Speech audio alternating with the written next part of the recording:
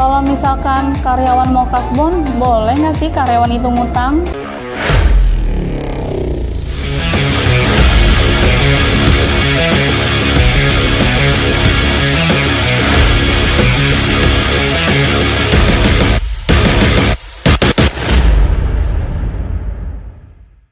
Hai Sobat Hack, kali ini aku mau jelasin cara ngerekrut karyawan dan cara penggajian untuk karyawan laundry. Cara merekrut karyawan, kita cari di dekat lokasi laundry kita, bisa pasang iklan, pakai spanduk, atau bisa juga melalui infoloker dari Facebook, Instagram, TikTok, atau kita bisa tanyakan saudara, teman kerabat kita, ada yang butuh pekerjaan nggak? Siapa yang butuh lowongan pekerjaan? Kita bisa tanya sama orang-orang terdekat kita. Aku sih lebih merekomendasikan untuk mencari infolokernya itu di Facebook. Jadi di suatu forum di dalam grup, yang grupnya itu misalkan ada infoloker di daerah Cikampek. Nah, aku lebih merekomendasikan untuk kita cari infolokernya di situ karena biasanya orang-orang sekitar akan dekat dengan laundry kita.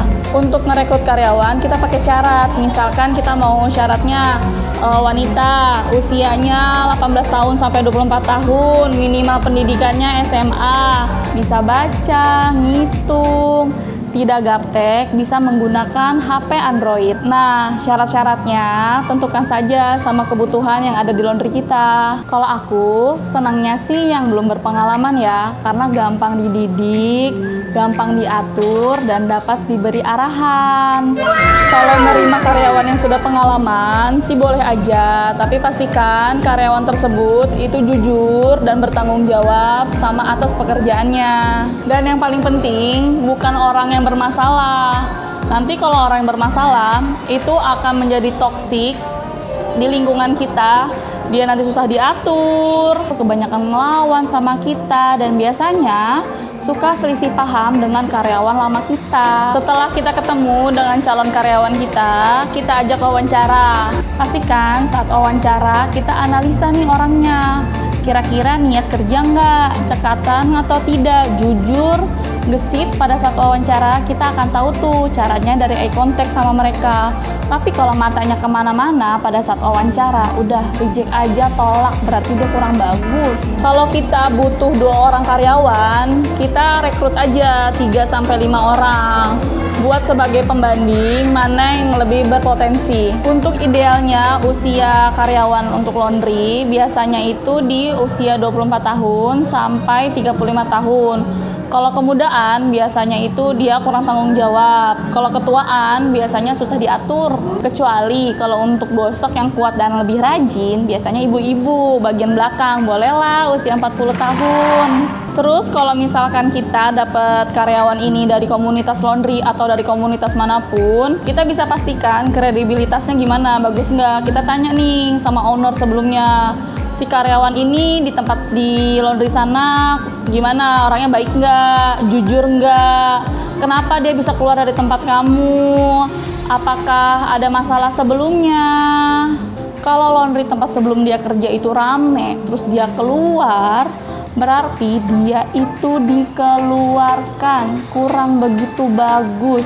Jadi kita harus filter dulu nih, kita saring-saring dulu biar nggak asal aja ngerekrut karyawan, takutnya nanti ketemu sama karyawan yang toksik. Lalu setelah diinterview ya kita training, minimal kita training 1 hari, sesuaikan dengan SOP laundry kita. Kalau kita ngerasa cocok dengan orang tersebut, kita bisa pertimbangkan untuk dia bisa masuk ke dalam laundry kita.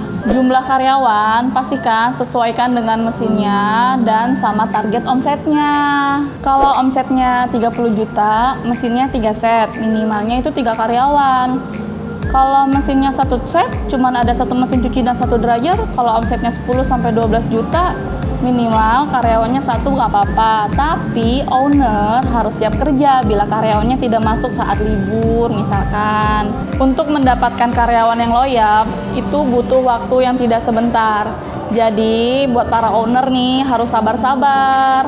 Memang kerjaan kita adalah duplikasi dan edukasi. Sekarang aku mau lanjut untuk bahas sistem gaji untuk karyawan. Itu bagus idealnya itu di angka berapa persen sih kira-kira? Ada yang gajiannya harian, bulanan, borongan, per jam-jaman, itu juga ada. Kira-kira mana yang bagus dan mana yang cocok ya buat laundry? Menurut Sobat Hack gimana? Sini deh, aku bantu ilustrasikan. Kalau misalkan borongan, biasanya lebih mahal bila saat laundry lebih rame. Karena kalau borongan itu 1.000 per kilonya. Kalau satu hari ada 100 kilo, berarti 100 kilo dikali 1.000 sama dengan 100.000 per hari. Kalau satu bulan, 100.000 dikali 30 hari sama dengan 3 juta. Ada juga yang gajinya per hari 50.000 dalam durasi 8-10 jam. Mau kerjaannya selesai atau tidak selesai, mau kerjaannya sedikit atau banyak, tetap hitungannya itu per hari. Kalau yang per jam-jaman itu biasanya 5.000 sampai 6.000 per jamnya. Tapi tergantung di daerah masing-masing karena nggak semuanya sama. Kalau per jam-jaman dihitungnya uangnya itu per jam. Durasi saat dia bekerja biasanya itu 5.000 atau 6.000 tergantung sama daerahnya masing-masing. Kalau dia masuk kerjanya 12 jam, tinggal dikali aja. Misalkan dia itu 6.000 per jamnya, kita kali 12 jam dia kerja, jadinya 72.000. Hitungan gaji yang bagus itu tidak lebih dari 20% dari omset kita. Apapun sistem gajinya, mau borongan, mau harian, mau bulanan, mau jam-jaman, yang penting hasil akhir gaji karyawan itu 20%. Kalau sampai gaji karyawan itu 30% dari omset, berarti omsetnya itu kurang besar, tidak efisien untuk tenaga karyawannya. Ini aku kasih contoh ya. Misalkan kita punya karyawan 3, satu orangnya itu 1.500.000. Ini untuk di daerah sekitar aku ya, gaji 1.500.000 itu. Nah, dikali 3 karena ada 3 karyawan, jadi 4.500.000. Omsetnya senilai 25 juta, itu cocok. Dan itu berbanding lurus sama usaha kita. Kalau misalkan kita lagi nemu kendala, omset kita turun jadi 18 juta, itu boros di pegawai. Harusnya 2 orang aja cukup. Bebannya di sini beratnya di pegawai. Tapi kalau cuma sesekali omsetnya turun, misalkan di bulan Januari, Februari stabil, omsetnya pas Maret tiba-tiba anjlok ke 18 juta dari 25 juta. Ya nggak apa-apa, pertahankan aja karyawan yang 3 orang tersebut. Nah, tugasnya owner adalah menaikkan omset. Kalau misalkan karyawan mau kasbon, boleh nggak sih karyawan itu ngutang? Ya boleh aja, ini kebijakan aku ya. Tapi tidak boleh melebihi gaji dia. Misalkan gaji dia 1,5 juta. Terus mau kasbon di minggu keduanya 500.000. Ya nggak apa-apa, nanti setelah gajian langsung dipotong aja, jadi sisanya 1 juta lagi. Ini contoh yang biasanya dipakai sama owner-owner pada umumnya. Sama, aku juga melakukan ini, tapi kalau ada yang beda pendapat, ya nggak apa-apa. Terus ada kasus ya, yang gaji karyawannya sampai 40% dari omset. Wah, ini sih udah tinggi banget ya, bisa jadi laundry tersebut itu omsetnya kurang banget, kurang produktivitasnya, bisa jadi karyawannya tuh lambat. Jadi kalau laundry kan biasanya suka banyak kasus ya, banyaklah kasus-kasus lainnya. Kalau mau kita bantu bedah bisnis laundrynya, borosnya di mana, kesalahannya di mana, gimana atur strateginya.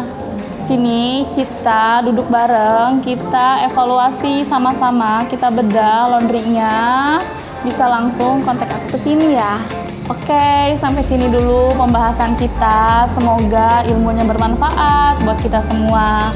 Makasih yang sudah nonton. Thank you for watching. Jangan lupa like, subscribe, dan jangan lupa komen. Ya, thank you. Bye. Panen di bulan Ramadan. Yang kita ketahui, bulan Ramadan adalah bulan